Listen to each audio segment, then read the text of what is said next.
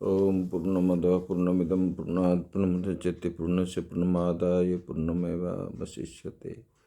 ओम शांति शांति शांति। करुणा वरुणालय नंदलाल भगवान श्री कृष्ण के श्री चरणों में सत सत नमन।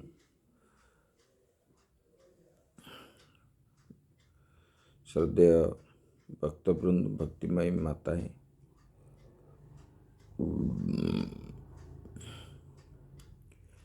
इसमें बता रहे हैं सत्वगुण की वृद्धि कैसे होती है। भगवान कहते हैं, उद्धव जी, सत्वाधिक जो है ये प्रकृति के गुण है, आत्मा के नहीं है। इसलिए सत्व को बढ़ाकर मनुष्य को रज और तम को नष्ट करना चाहिए।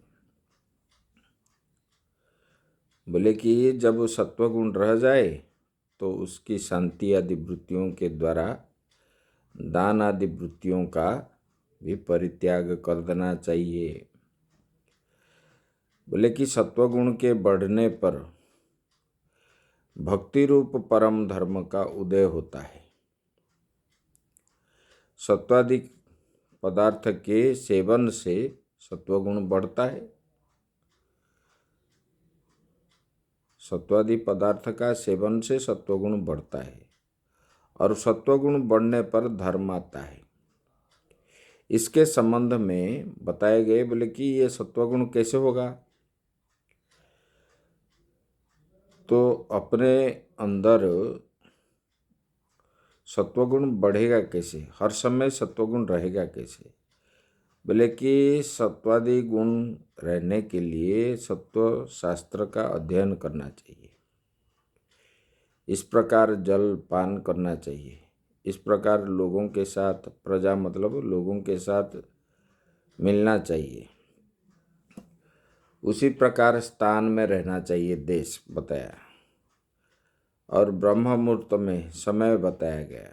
उसी प्रकार कर्म भी करना चाहिए। जन्म, ध्यान, मंत्र और संस्कार।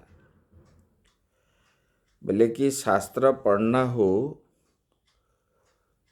बोले कि ये शास्त्र की बात, उपन्यास आदि पढ़ेंगे तो हमारा कभी सत्वगुण होगा नहीं, क्योंकि वे तत्व का वर्णन नहीं करते। बोले कि जिसमें विरक्त को कार्य निरूपक शास्त्र का अध्ययन नहीं करना चाहिए।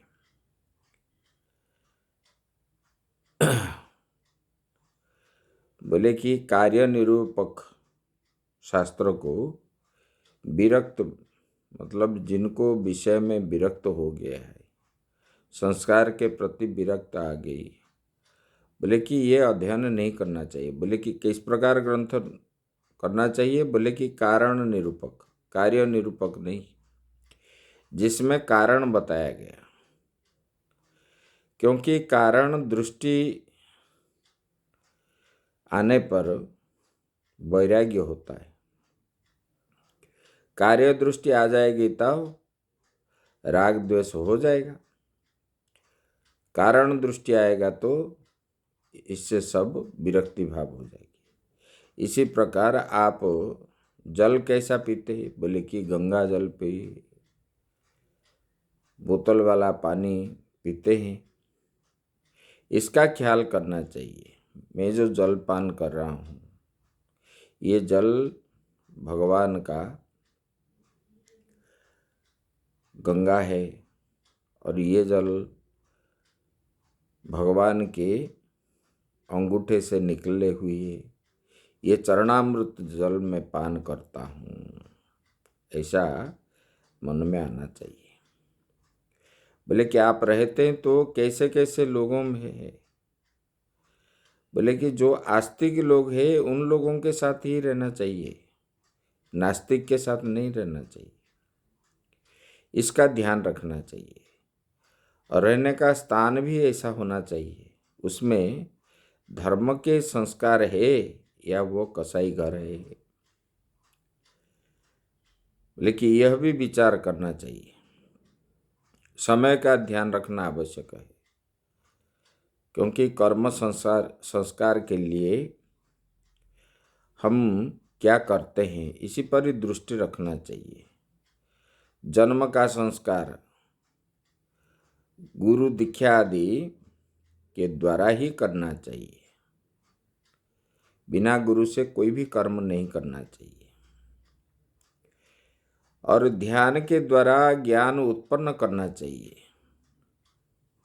जिससे हमारा ज्ञान उत्पन्न हो, इसी का ही ध्यान करना चाहिए। और गुरु ने जो दिया हुआ मंत्र, जिनके लिए जिस मंत्र को जाप करने से हमारा मन में त्याग वैराग्य आएगा, इसी प्रकार उत्तम मंत्र को ही जाप करना चाहिए। बोले कि अच्छे अच्छे संस्कार धारण करना चाहिए। ये 10 बातें मनुष्य के जीवन में गुण की वृद्धि होती है। तत्तत् सात्विकमेते मेवैषां यद्यद् वृद्धा प्रचक्ष्यते निन्दन्ति तामसं तद्वत् राक्षसं तदुपेक्षितम्। बोले कि किसी भी वंश परंपरा अथवा संप्रदाय में बूढ़े बूढ़े लोग जिन गुणों की प्रशंसा करते हैं,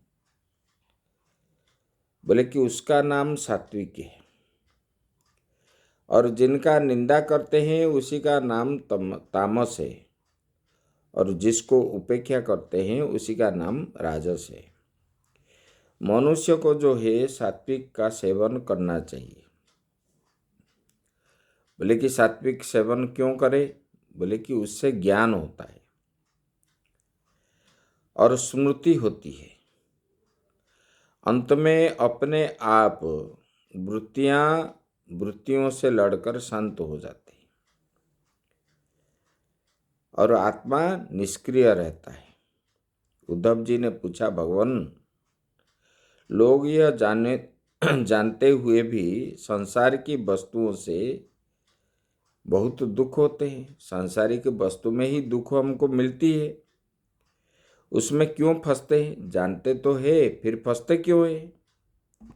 बोले कि हे उद्धव जी, इस देह में मनुष्य को जो मैं बुद्धि हो गया, यही उसका सबसे बड़ा अपराध है और दुख का कारण है। जो इस देह को मैं और मेरा मान जाते हैं, वही सबसे दुख के कारण है और बंधन है। अहम नित्य नथा बुद्धि प्रमत्तस्य तथा यथा हृदि। बोले कि ये कितने अधिक आश्चर्य की बात है। चाहे कोई भी हो, शैव हो, शाक्त हो, वैष्णव हो, गणपत्य हो, द्वैत हो, अद्वैत हो, विशिष्टाद्वैत हो, द्वैताद्वैत हो, बोले कि अनेकांतवादी, जैन अथवा शून्यवादी, विज्ञानवादी, ये सब क्यों ना हो, सबके मतों में देह के प्रति मैं बुद्धि बिल्कुल वर्जित है। मैं बुद्धि करने पर ही बोले कि जीव को दुख होता है और बार बार आना जाना पड़ता है। बोले कि ये विचारों से सिद्ध नहीं, फिर भी लोग जो है देह में फंसते हैं, रजोगुणी तमोगुणी कर्म करते हैं, क्योंकि अहम बुद्धि होने पर वो रजोगुण तमोगुण बढ़ता है, और जिस गुण बढ़ेगा उसी प्रकार कर्म करेंगे, और कामना जो है, इच्छाएं बढ़ती जाती है। इसलिए यदि मनुष्य के भीतर कभी विवेक उदय हो जाए, वो अपने मन को रोक करके असंग बना ले। जब सत्वगुण बढ़ जाता है तब विवेक होता है, और विवेक के द्वारा विचार करके मन के अंदर निश्चय करके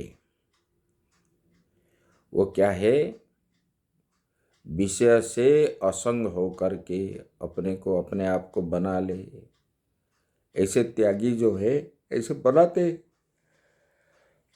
बोले कि ऐसे वाले व्यक्ति कभी नहीं फंसते हैं और ना दुख होगा उन लोगों को जो असंग रूप में रहेंगे। जैसे कि कीचड़ में हम जाएंगे तो कीचड़ हमारे शरीर में लगेगा, नहीं जाएंगे तो कैसे लगेगा? बोले कैसे? बोले कि मैंने अपने शिष्य सनकादिकों को ये जोगों के बारे में मैं बताया था, भगवान ने उद्धव जी को बताया। बोले कि अपने मन को चारों ओर से खींचकर मुझ में लगा लो। सर्वतो मन आकृष्य मयध्यावेश्यते यथा। बोले कि मन को विषय आदि से हटा करके चारों ओर खींच करके मेरे में लगा लो। अब तो उद्धव जी का बड़ा आनंद मिला और क्या बोले? बोले कि आपने सनकादिकों को उपदेश किया, मैं वो उपदेश जानना चाहता हूँ, भगवान मुझे आप बताइए। भगवान बोले कि हे उद्धव जी, तुम जानते ही हो कि सनकादि ब्रह्मा का पुत्र है। एक दिन ब्रह्मा जी के पास ये लोग आए, उनसे जोगों के बहुत ही सूक्ष्म बात पूछने लगे। बोले कि भगवान, मन से विषयों को कैसे अलग करें? इसी प्रकार उन्होंने जब पूछे क्या है? बोले कि पिताजी, शब्द स्पर्श आदि जो विषय है मन से प्रवेश करते हैं और मन विषयों में प्रवेश करता है। फिर इस मन को विषयों से अलग कैसे करें? जब इस प्रकार प्रश्न पूछने लगे, ब्रह्मा जी इस प्रश्न का उत्तर उनको नहीं आया तो क्योंकि वो कर्मपरायण है, वो जीव बनाते हैं। उनका हर समय इतने सारे संसार में 84 लाख प्रकार के जीव को बनाते, उसका कर्म देखते हैं। कर्म देख कर के पूर्व प्रारब्ध क्या था, बाद में क्या बनेगा, ये सब देखते हैं। तो ये उत्तर नहीं दे पाए, तब उन्होंने इधर अपने पुत्रों के सामने मुझे नहीं आता ऐसे तो बोल नहीं पाएंगे, क्योंकि अपना मर्यादा का भी हानि होगा। तब उन्होंने भगवान का ही चिंतन किया। ब्रह्मा जी ने भी यही तो बोले कि उन्होंने इसलिए वे ध्यान करने पर ही उत्तर नहीं दे सके। ध्यायमानं प्रश्न बीजम नाभ्यपद्यत कर्मधि। ये बोले कि उन्होंने सोच विचार किया इस प्रश्न का और उन्होंने प्रश्न का उत्तर नहीं दे पाया। तब उन्होंने मेरा स्मरण किया, मेरा चिंतन किया। समाम चिंतयद देव प्रश्न पार तितीर्षया। ये प्रश्न पूछने के लिए जब पूछे बच्चों ने, जब ब्रह्मा जी उत्तर नहीं दे पाए, तब उन्होंने मेरा चिंतन किया। जब चिंतन किया तो मैंने हंस रूप में आया। मैंने उसी समय हंस के रूप धारण करके वहां पर आया तो सनकादि और ब्रह्मा जी मेरे पास आए और पूछने लगे, तुम कौन हो? जब इस प्रकार पूछने लगे कि आप कौन हो, तब मैंने उस समय कहा, बोले कि वस्तु तो एक ही है, एक ही सोने से जेवर बनने हैं, एक ही मिट्टी से बर्तन बनते हैं। फिर तुम लोग ये जो प्रश्न मुझे पूछा, आप कौन हो, ये आपका प्रश्न क्या है? निरर्थक है। बोले कि वस्तु जो है वही आत्मा ही है, किसी वासना अथवा मानस भावना का नाम वस्तु नहीं है। सबके शरीर में सबका शरीर किसमें बना है? पंचभूतों से बना है। बोले कि उनमें तुम कौन हो, ये प्रश्न पूछते हो। मेरा भी जो शरीर बना हुआ है पंचमहाभूत से, और हाथी का भी उसी से, गाय गौ का भी उसी से, चिंटी का भी उसी से। और फिर आप बोल रहे हो कि आप कौन हो? ये प्रश्न का क्या अर्थ होता है? ये निरर्थक प्रश्न है। वाचारमणम विकारो नामधेयम।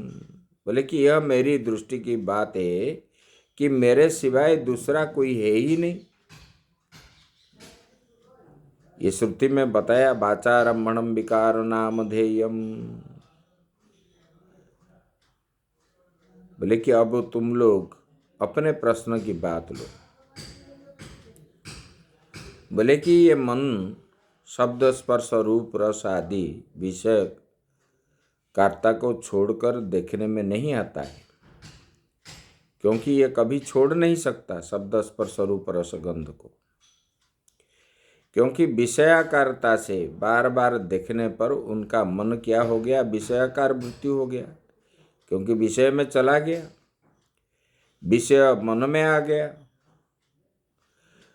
जब जन्म जन्म के संस्कारों की नित्यता बहुत विचित्र है,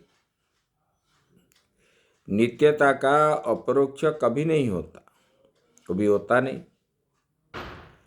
लेकिन यदि अनादि और अनंत काल कभी किसका दिखाई पड़े, यदि कभी किसी को भूत का और भविष्य का अंत दिखाई जाए, तो नित्यता का अपरोक्ष हो सकता है। जो पहले क्या था, आगे क्या होगा, अगर इनको मालूम होता तो ये अपरोक्ष हो सकता है। इसलिए ये जो कल्पित नित्यता में मनुष्य का मन बहुत ज़्यादा रहता है। जो अकल्पित है, जो नित्य है, कुटस्थ है, अविनाशी है, स्वात्मा है, उसी की और किसी का दृष्टि नहीं जाती, संसार के प्रति ही जाती है। बोले कि मन और विषय ये दोनों कहाँ है? बोले कि ये मन और विषय ये क्या है? मनुष्य का शरीर है, जीव के देह है, जीव के स्वरूप नहीं है। जीवस्य देह उभयम गुणाश्चेतो मदात्मनः। बोले कि चित्त और गुण दोनों जीव का शरीर है, जीव नहीं है वो। क्योंकि ये जीव जो है ना गुणात्मक है ना चितात्मक है। मदात्मन, जीव तो मेरा स्वरूप है। मदात्मन, मद आत्मन, मेरा स्वरूप है, भगवान बता रहे। बोले कि जीव तो मेरा स्वरूप है। यह विषय का चिंतन करते करते विषय हो गया और गुण विषय में प्रविष्ट हो गए। बोले कि इसलिए छूटने का उपाय जो है यह नहीं है कि विषय से मन को अलग करे या विषय को मन से अलग करे। ये कौन करता है? बोले कि जो विवेकी है, जो साधक है, उनके ही बुद्धि में यह बात आ सकती है। विषय को मन से हटाए या मन को विषय से हटाए।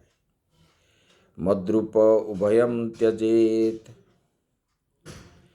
बोले कि ये आत्मा और जीवात्मा जो है ये मेरा स्वरूप है, मेरे से अलग नहीं है। बोले कि जीवात्मा को केवल विषय के ही संसर्ग नहीं छोड़ना, चित्त को भी संसर्ग छोड़ना है। बोले कि जीवात्मा को केवल विषय का नहीं छोड़ना है, बोले कि चित्त को भी छोड़ना है। इसीलिए चित्त और विषय दोनों को छोड़कर मटिया मेट करके मेरे स्वरूप में आ जाओ। मन और विषय दोनों से विलक्षण है। जीव जो है मन और विषय दोनों से विलक्षण है, अलग है। ये जीव मन नहीं है, विषय भी नहीं है, ये तो इनका शरीर है। उससे ये जीव मतलब अलग है, क्योंकि वो साक्षी है।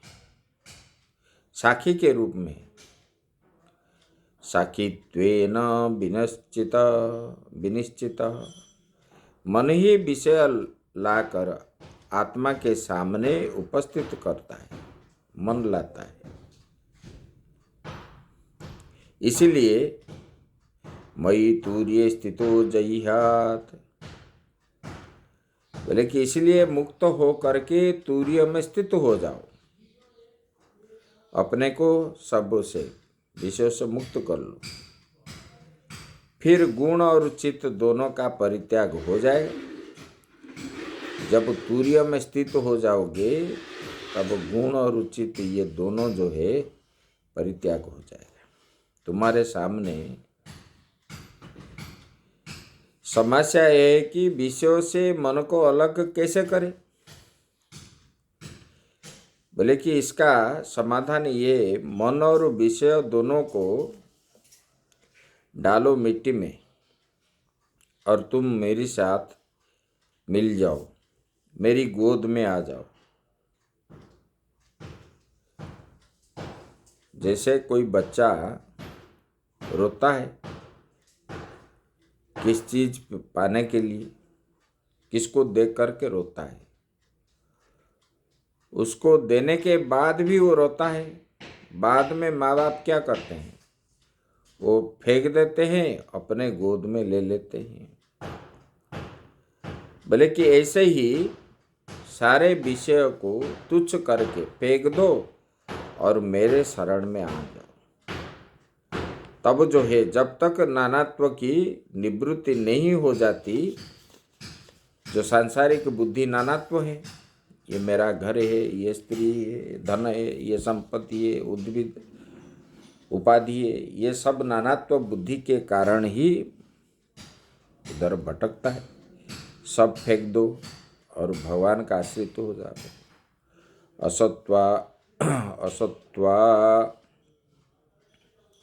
असत्वादात्मनो यिन्येषां भावनां तत्कृताभिधा गतयो हेतवश्चास्य मृषा स्वप्नदृशो जथा। आत्मा के सदृश आत्मा के सिवा दूसरी कोई वस्तु है ही नहीं। इसलिए अनात्म वस्तु के कारण जो भेद बनता है, ये जो भेद आदि बनता है, ये किसमें? अनात्म वस्तु के। क्योंकि जितने सारे हमको दिखाई पड़ता है वो अनात्म वस्तु है। उसी में स्वर्ग नरक पूर्व जन्मादि की जो गतियाँ होती है, इसका कारण जो है कर्मादि होते हैं। जैसे हम कर्म करते हैं, ये कर्म के कारण ही हमको जो है स्वर्ग जाना पड़ता है कर्म के अनुसार, फिर नरक जाना पड़ता है, फिर आगे जन्म की गतियाँ भी सबके सब जो है ये मिथ्या ही है। ये सबके सब मिथ्या है। इसलिए ये जो जागृत है, स्वप्न है, सुषुप्ति, ये तीन अवस्था ये समन्वित एक आत्मा ही है तथा सबका साक्षी है। आत्मा क्या है? ये तीनों अवस्था का साक्षी है, सब में समान भाव से रहता है। ऐसा विचार कर लो कि सारी अवस्थाएं जो है ये मन की है। संतों के बचने से ज्ञान की तलवार प्राप्त कर लो। शास्त्र में जो बताया गया, संतों ने जो बताए इस ज्ञान रूपी तलवार प्राप्त कर लो और उसी से अपने अंदर जो अहंकार जन्य संशय को, जो अपने अंदर अहंकार है, ये अहंकार के द्वारा जो हमारे मन में संशय उत्पन्न होता है, उस संशय को शास्त्र और संतों के द्वारा प्राप्त हुआ ज्ञान रूपी तलवार से उसको छेदन कर लो। छेदन करके क्या करोगे? बोले कि छेदन करके भजन करो, भगवान का भजन करो। ज्ञानासीना भजत माखिल संशयादिम। बोले कि ये अखिल संशयों के निवास का भजन मत करो। बोले कि आपको जो जगत का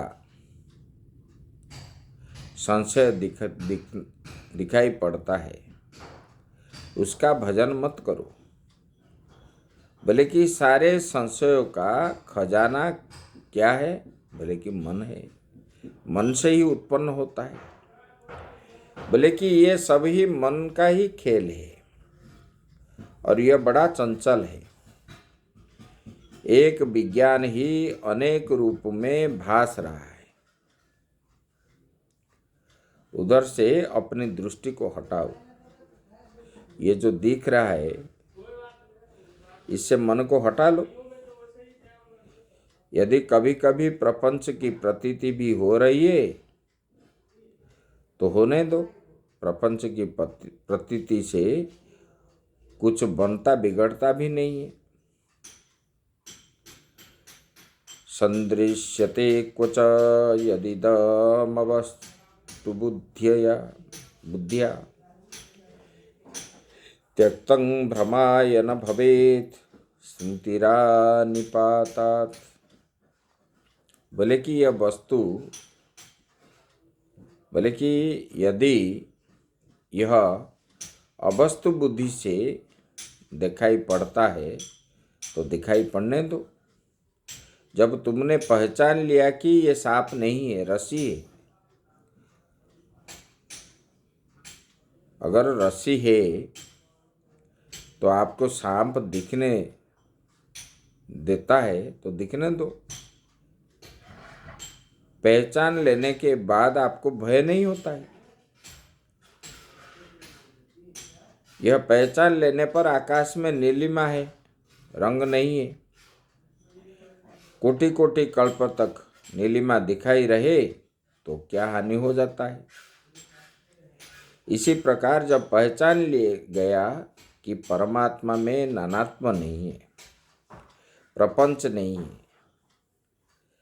तब ये नानात्व प्रपंच दिखाई रहे तो इसे क्या बनता बिगड़ता है, परंतु स्मृति बनी रहे।